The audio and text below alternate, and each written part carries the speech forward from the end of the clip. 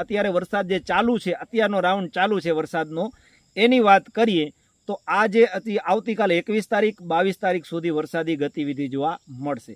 હવે સમય છે આજ રાતથી આવતીકાલ સવારથી થોડો ઘણો વિસ્તારની અંદર જે દક્ષિણ સૌરાષ્ટ્ર છે, ભાવનગર જિલ્લો છે, બોટાદ, અમદાવાદ આસપાસના એ તરફના વિસ્તારોમાં ગતિવિધિ વધે તેવી પૂરી શક્યતા રહેલી છે.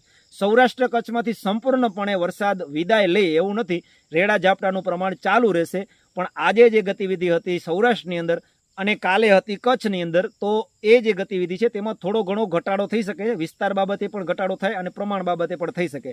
અને આગળ પણ હજી 2 દિવસ પૂરતી આગાહી ચાલુ છે, ત્યાં સુધી વરસાદી એક્ટિવિટી સૌરાષ્ટ્રના અલગ અલગ ભાગોમાં જોવા મળશે, જેમાં હવે ઉત્તર તરફના ભાગમાં વરસાદી એક્ટિવિટી જાય એવી શક્યતા રહેલી છે. સૌરાષ્ટ્રના ઉત્તર ભાગમાં, એટલે જે બોટાદ જિલ્લો છે, સુરેન્દ્રનગર છે, ભાવનગર જિલ્લાનો ઉત્તર ભાગ છે, અમરેલી જિલ્લાનો ભાગ છે જે ઉત્તર તરફનો, તો એ વિસ્તારોની અંદર થોડી એક્ટિવિટી મજબૂત થાય એવું દેખાઈ રહ્યું છે. એ વિસ્તાર ઉપરાંત પણ રેડા ઝાપટાનું